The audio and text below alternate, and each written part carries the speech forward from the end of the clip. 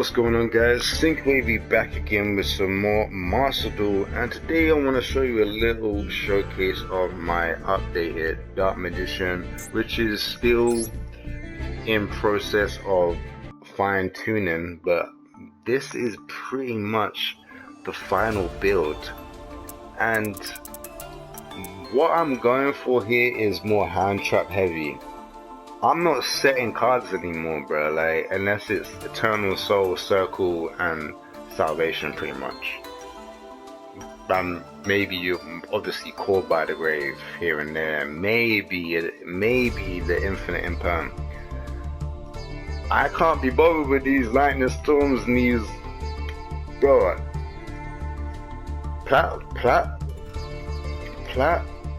is all about board wiping, bro. Like, I swear, bro, like, there's so much lightning storm in those, you know, the top tier decks. There's so many. There's Feather Duster, there's just like monster effects that can like take out your back row, you know, twin twisters in tri brigades, you know, like popping your skill drains and stuff like that, popping your Eternal Soul. Like, obviously we still got Eternal Soul, but we're not playing we're not playing two Circle, because we're not relying upon this. I barely banish things, man. Like, I do, but I'm mainly going into combo town with this version of the deck, man. So let me break it down for you guys, man. So I'm just gonna be telling you guys what's new about the deck, and probably what the majority of Dark Magician decks do not have, right? And it's crazy to me because this is more of an eye-opener for me, just show me how good this card is, Hulk. Because Hulk basically just it just makes things easier. Instead of like 3-card combos to go into Selene, into Access Code Talker, we only need 2 cards. And it's going to be Effect Bailer, Magician Souls, or Ash Blossom, Magician Souls, or Effect Bailer, Apprentice, or Ash and Apprentice. Or if you're lucky, you've got monsters on the field already, all you gotta do is just summon Effect Bailer, right? So this just allows us to go into the Talker with just 2 cards, right? And our problem with the deck, and every Dark Magician player that has played this deck for a long time, shout outs to Loza, shout outs to Matt. Matt is, his YouTube is G07H4XF00. Matt, you need to change that name, bro. Like, you need to change that name, bro. But yeah, those guys, like, they're legends at Dark Magician, bro. Like, theory crafting and all that type of jazz. And yeah, like, I remember Loza actually putting up a more hand trap heavy Dark Magician variant, and honestly, he is absolutely correct. When you get to Plat, it's all about the Lightning Storm and the Feather Duster, man, and just back row removal like everywhere, like in the higher ranks. Effect Bay is obviously just good to negating monsters, right, as well. So, and you just have it in your hand, right? You don't need to set it or nothing like that. The same goes for Infinite Imperm. You don't have to set it, but when you set it, you get the extra effect of negating a back row, which this helps negate back row, like, you know. I did have a version where I had Feather Duster in another version,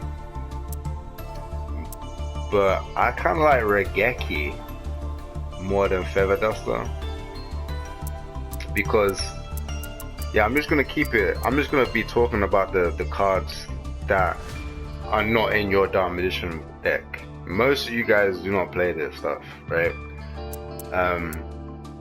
So Regeki against like the top tier decks is so good, man. Like, it's so good. You don't have to worry about having any cards on the field to obviously use Regeki, like Lightning Storm is. And Regeki gets rid of Zeus, right? They literally play around Lightning Storm by putting their Zeus in defense. Get rid of it, man, with Regeki. Nibiru, as I'm talking about the top tier decks, they all hate Nibiru. Literally every single one of them apart from Eldritch basically helps Nibiru. But Eldritch, they have evenly matched. Evenly matched pretty much blows out their deck. Like, it blows out their deck. And this is really good in Dark Magician. And I'll tell you why. Before I get into everything else, I'm gonna literally tell you why evenly matched is honestly, in my opinion, even better than Skill Drain. Is better than playing the Dark Burning Magic. Like, as you see, I'm only playing Bonds without Dark Burning Magic because I was only playing one evenly match and then the Dark Burning Magic because it's like, it's something that we can search and blow out the whole field. But evenly matched, even though it leaves just one card on the field, it pretty much blows them out. You know, it pretty much blows them out. So evenly matched is basically doing something that Dark Burning Magic can't do if it's just in your hand. Dark Burning Magic is in your hand and you don't have Dark Magician and Dark Magician Girl on the field. It's a dead card, right? But evenly matched doesn't need any cards, right? All it needs is them to have monsters on the field and backrow and stuff like that, right? Sorry, my mic was about to die, so I had to put it in plug. But evenly matched, like, yeah, you miss your battle phase, but some of these, you know, those times when we open up badly and we just got Rod, right? And maybe a few hand traps. And that's not bad, how opening up a few hand traps, but you can't really go into any plays yourself much, except for Rod, Search, Soul Servant, Link off Artemis, Soul Servant, bring back Rod, Tributing the Artemis. Guess what? Evenly matched is perfect for those little things right there. Like, you can blow out their field and leave them with one card, and then in the main phase 2 you do that play, right? And like when it's their turn, you in their draw phase, and you flip Soul Servant, you do the play, grab the Artemis, tribute the Artemis, grab the Rod back. If you have another evenly matched and they attack into your face, well, guess what? Evenly matched again. That does way more than Dark Burning Magic could ever do. And bro, I sided out because this card was doing more work than the Dark Burning Magic. And honestly, guys, you guys should do the same. I'm not saying to get rid of Dark Burning Magic if you don't want to. You can leave it in, but play this as well. Like, honestly, play this as well. It's so good. Like, this helps us play second as well. If we lose the coin flip, evenly matched is so good.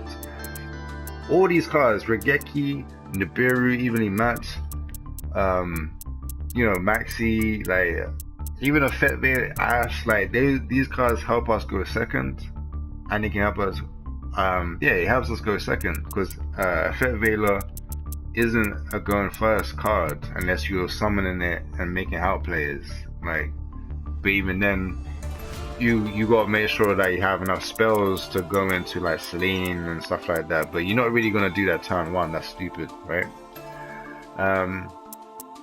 That's a go second play as well. Like, that is so good.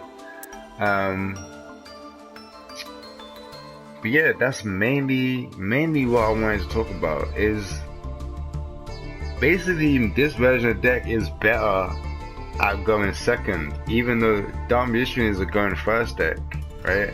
It's not going second deck, it's going first. But these type of cards make it stronger going second. So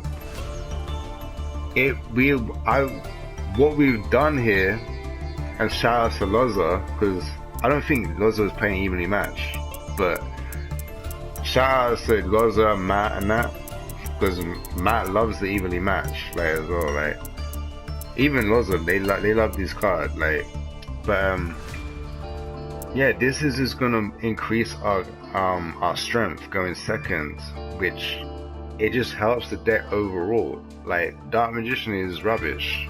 Like, just keep it $150, right?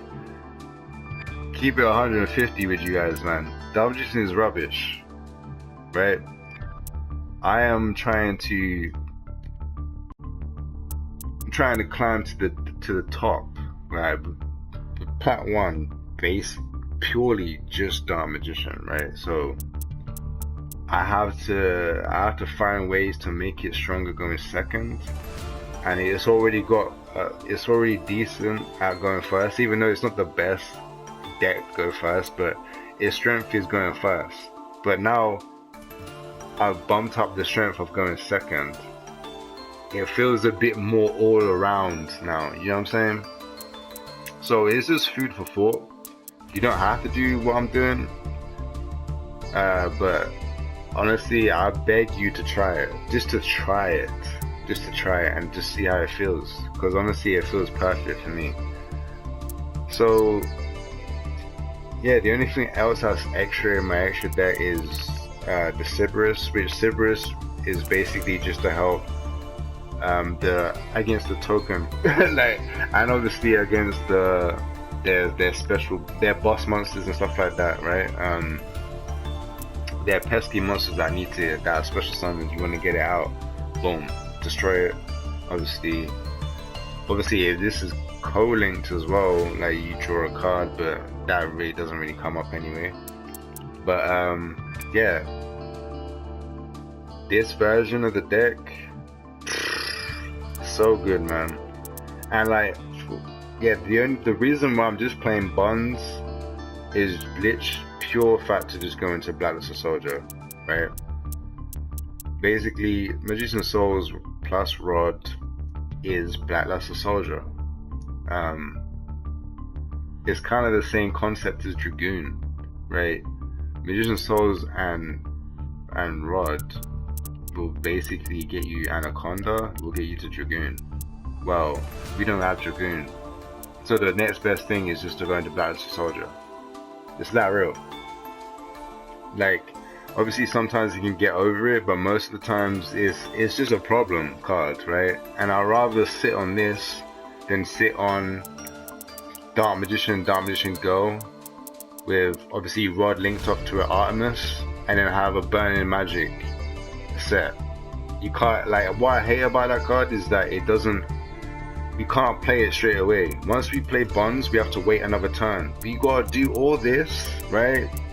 Rod, Souls, Bonds, grab Dark Magician Go, you know, Dark Magician. Now we have to set the card that we want to use it the next turn. That's too slow, bro. That's why I evenly match. I just evenly match them, bro. Like, boom. Like, I don't have to wait at all. I do it all in my turn, and that is the problem with Dark Magician. Like, it's actually too slow. So with this version of the deck, it kind of speeds it up a little bit. So yeah, that's all I really wanted to say. And guys, don't knock it until you try it. That's what I'm gonna say.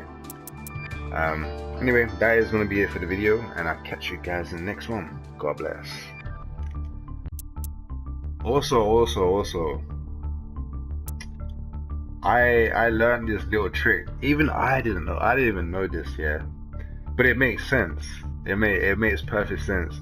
You know, when you have Eternal Soul, say, for example, say you have a Soul Servant spare, right? Say you've already used a Soul Servant and you have a Soul Servant spare, right? And you have Eternal Soul set, or you have Eternal Soul flipped up, and you got like your monsters on the field, and you have a Soul Servant set, bro. If they pop your Eternal Soul, you know Eternal Soul is going to do what? It's going to wipe your board. But here's the kicker, bro. Like, Matt was like, I was like, what, literally watching him his split roast with Loza. They're roasting a Dark Magician profile, and they was talking about this. I was just like, bro, I wasn't even thinking like that. But those guys was like well ahead in the little combinations that you can do with Dark Magician. They played it longer, right? So Soul Servant, you once you see your Eternal Soul go to the graveyard, flip Soul Servant and stack the Eternal Soul back on top of your deck, bro.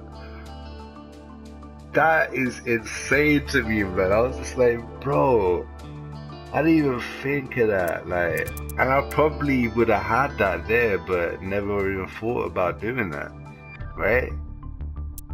So yeah, that's an amazing tip. Amazing tip. It just increases the skill for this card. Like, the card is kind of